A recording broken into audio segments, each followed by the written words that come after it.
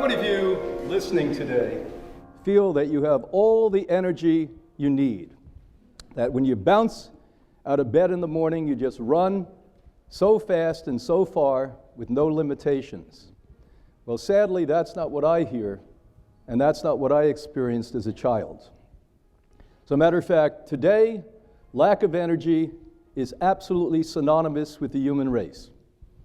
And when I started to think about this as a young man, when I weighed 120 pounds more than I do today, and my favorite hobby was smoking cigarettes, I started to search for the answer.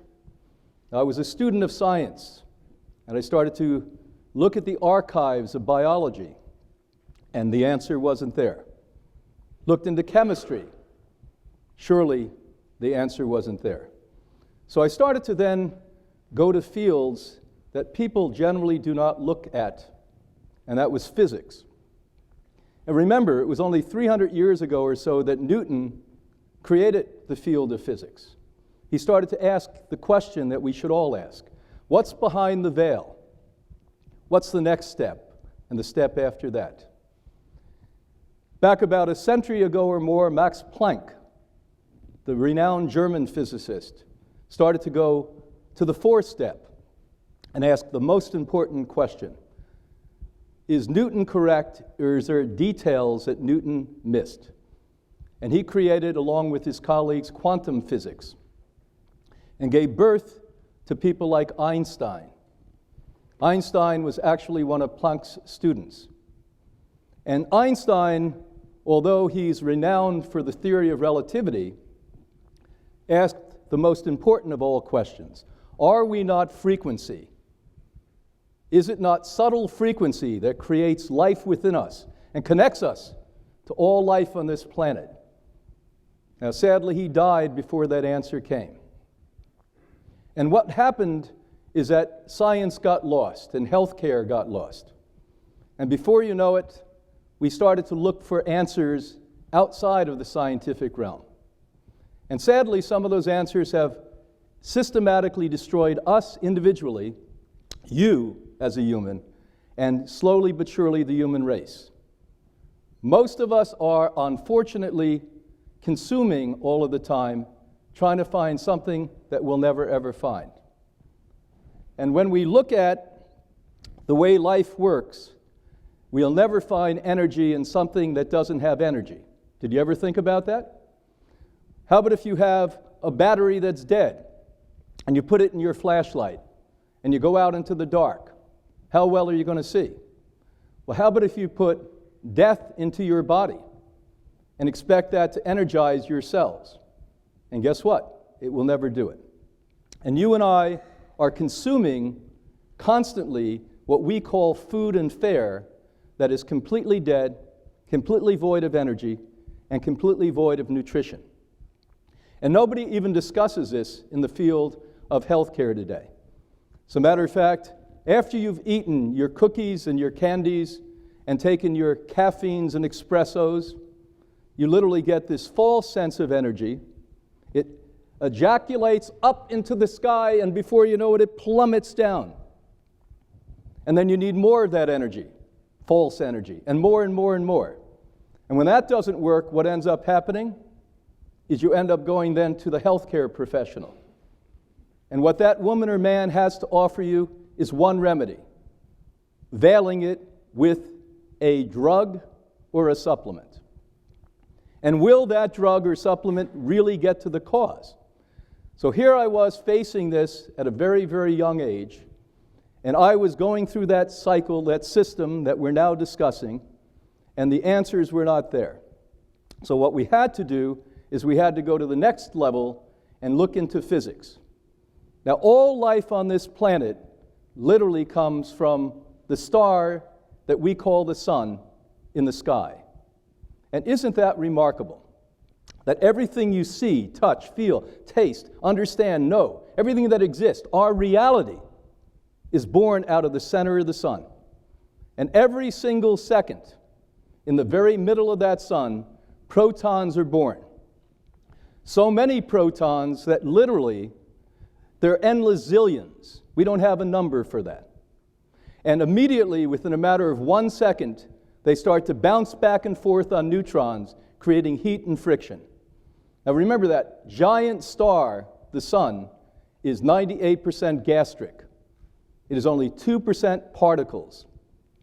And if, in fact, you wonder where life comes from nothingness, it is a literal truth. Nothingness gives us life. And for 100,000 years, these neutrons and protons are bouncing until they reach the surface of the sun, and they eject so rapidly from the surface of the sun that they literally turn immediately into light. And then we call them photons. Isn't that remarkable? Now, what evolved on the planet Earth to capture all life? Green, leafy plants. And we never put two and two together, but every one of us listening today learned at a very young age the term photosynthesis. And photosynthesis is where the photon that was once a proton coming from the star is captured on the green leafy plant, creating oxygen, but what it also creates is you.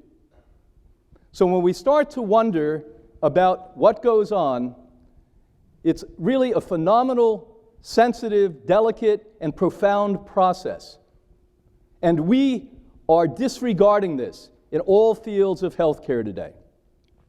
At the Institute I've had the privilege to direct since 1980, Hippocrates, we've been acutely interested in this area of what we call energy medicine, future medicine, quantum human biology. We've had hundreds of thousands of people that I've worked with over the nearly 50 years that I've done my work. And we've employed quantum human biology on people. And literally, when you employ that, you start to see people come back to life. So when you see every cell in the body should be working at approximately 75 hertz, and the average person today is working at about 40 hertz, and when we get diseases like cancer, we're about 10 hertz, multiple sclerosis, 25 hertz, etc., how do we start to charge that back again? Well, think of yourself as a pristine, beautiful battery that when you were born, hopefully, you were filled to the brim. You couldn't put another speck of energy into that battery.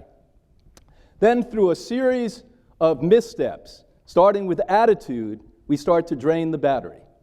Negativity, we know now in quantum biology and quantum physics, actually drain energy out of you quicker and more rapidly than anything else. Isn't that something? And then number two, we start to put death and dying and disease into our body in the form of what you and I today call food. Even many of the so-called health foods today are not healthy. They're just moderate steps in the right direction. Then we get into the electronic age, and we completely isolate ourselves from nature. When I was a kid, my poor mom would have to be out with every mom in my neighborhood, and many of you remember this, calling, please come home and eat, please come home and eat. And we'd be hiding in the woods. We didn't come home. Today, we know where our kids are. They're sitting in front of a screen. The average child today is sitting in front of a screen 5-6 hours a day. Think about that. And you don't think that drains energy out of that battery? And we now know that it actually disturbs the biofrequency fields of every cell and organ system in the body. To such a point, there's direct evidence that it causes cancers and other mutagenic problems for people. So systematically, we are arresting what has always been a normal state of affairs for we as human beings. Think of this. And it's happened in 5 generations. We have completely gone against everything we ever did for the history of humanity over the last 5 generations. Remember, a century ago, we were farmers. We didn't have an option not to go outside. Well, we did. We could have starved to death, but we chose not to starve to death. We went outside. And when I was a little guy, they used to stick us in carriages, and mothers would congregate, and they would sit us in the sun. Now you're told the sun is bad for you. Oh, don't go into the sun. It's going to give you some catastrophic disease if you go into the sun. And then walking, I can even accuse myself of doing the wrong thing many times. I have to go one street away. What do? You pop into the car and you drive one street away. People didn't do that just a short time ago. So we've disconnected ourselves psychologically from the generosity of the universe, these photons we spoke about. We completely have arrested ourselves from the so-called foods that we're eating that have nothing to do with foods today.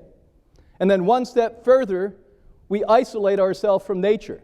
Many of you, 1 week a year, may go on a camping trip, or may go to the seashore, or may hike in the mountains. And you think that's enough? When our bodies were constantly exposed to the energy from the sun for the entirety of the human race until recently, we cannot keep getting away with this, and we're not getting away with this. Disease is rampant today, and it's getting worse. Premature aging is rampant today. It's almost the normal state of affair for people to become decrepit as they go through the so-called natural aging process. You know what the natural aging process is? I've actually gone to tribes in the world and observed how people age. And the natural aging process is you're having an awful lot of fun until you're 100 years old or more, and one night you go to bed and you don't wake up again. Our so-called natural aging process, you're hooked up to machines, you're taking pills, and before you know it, you drop dead from that process. Is that right? It's certainly not right. It's completely wrong. When we start to understand these things, we start to realize that we've lost our life, that we literally are all sad, unhappy, confused, and desperate. We don't have enough energy for our loved ones, for our partners, for our children, for our grandchildren, for our community. And it becomes a social issue, not an individual issue only, but a social issue. If we don't have enough to give, how does a culture, how does a society survive? We don't survive, and we don't thrive. We slowly but surely drain that battery. And when that battery is drained to such a low level, it's eminently clear that you're going to end up with a disease that we can tag with a particular name.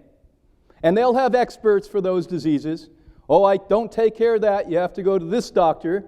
He's the expert or she's the expert in that. And the remedy, once again, is let's veil it with a pill. Not what is the cause of a lack of energy. And if you start to distill this to the most simple way to think about it, I can assure you that you can remedy premature aging and disease in almost every single case. And I can assure you, because the institute that I have the privilege to direct has been doing so since 1956. We are so absolutely committed to this, I created an entire department of energy medicine at Hippocrates that literally is run by a medical doctor who, like me, who's practiced for 50 years. And we see remarkable changes in people. It's as we found a plug in the wall, and you take your wire, your life, and you plug it in, and you come back to life. And all of those cells start to become charged again.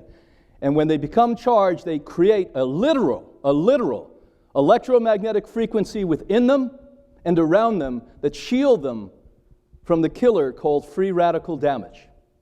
We've known that since 1954, but why don't we give a remedy to it? Why don't we speak about that? Well, the great thinkers, the great scientists lay the blueprint out, and we get lost and confused, and we come into this in an abstract way rather than a defined way, a common sense way, a common sense approach. And remarkably, when you start to see people, they should be enjoying their lives with their grandchildren and their children.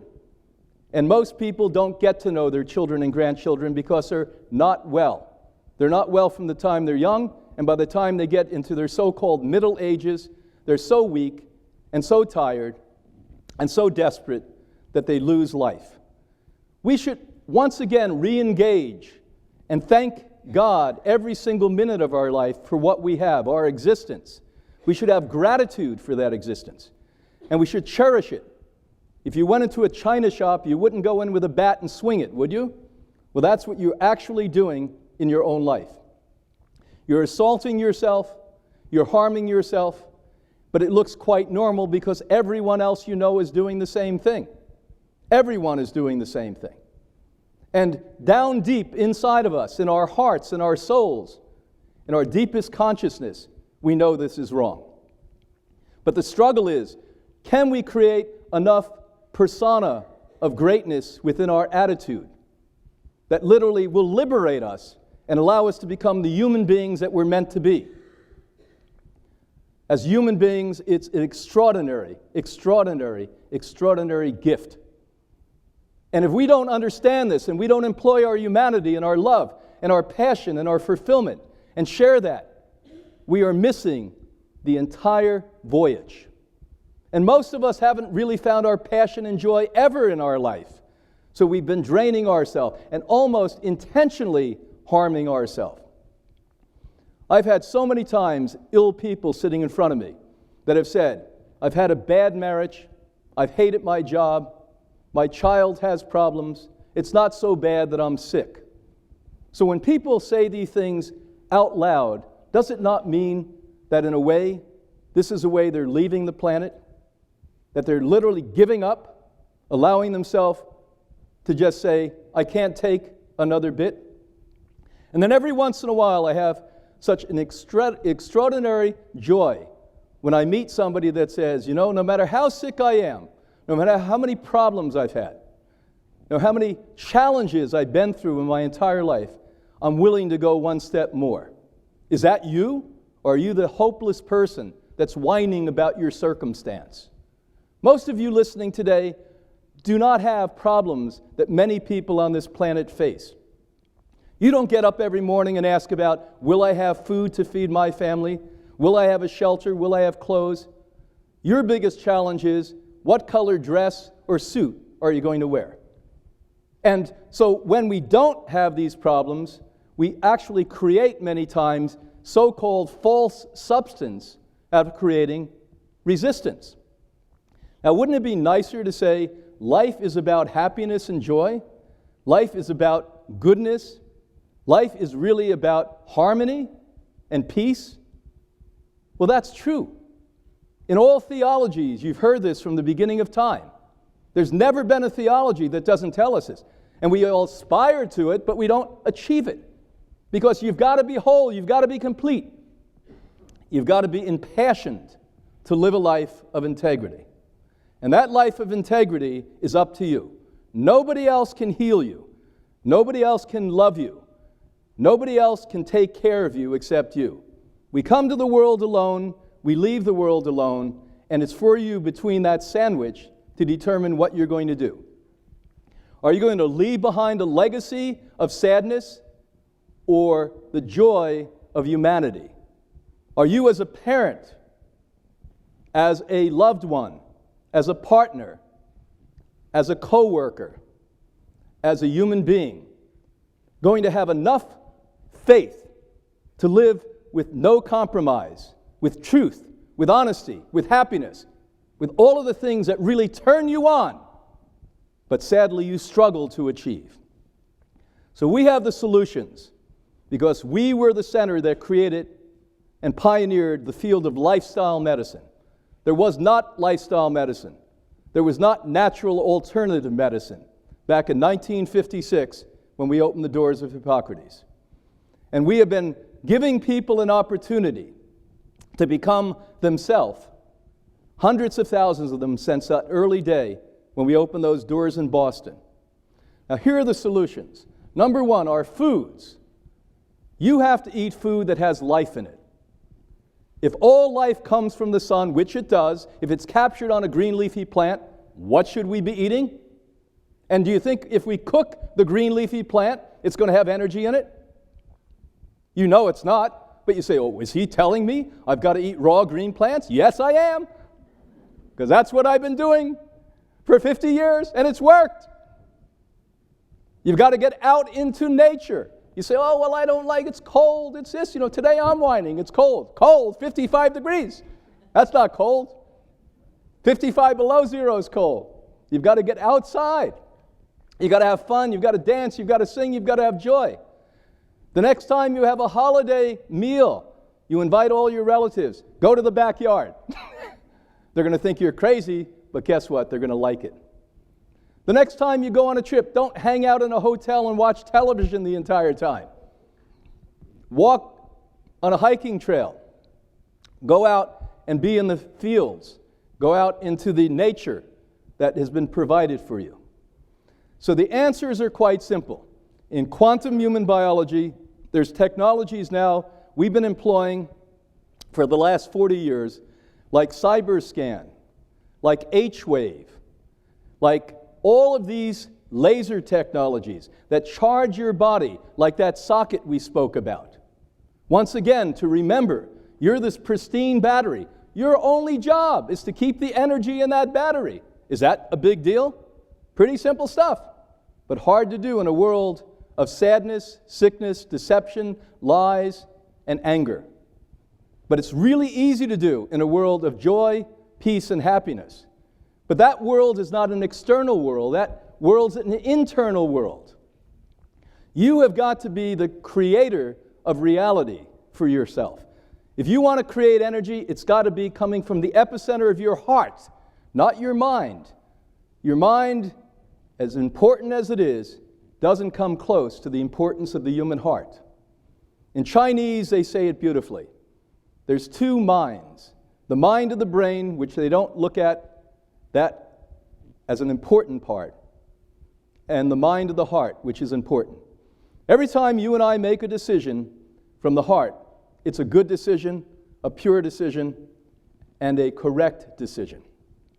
So what I'm suggesting to you today, before I leave you, is that it's completely up to you, that we know that humanity, individually as you, and as a whole, can now come back to life, and we can eliminate the disorders and the diseases and the premature aging and the suffering that we're enduring just because of a lack of consciousness. And it is an easy thing to do once you're willing to love and respect yourself. Thanks for listening today. Be well.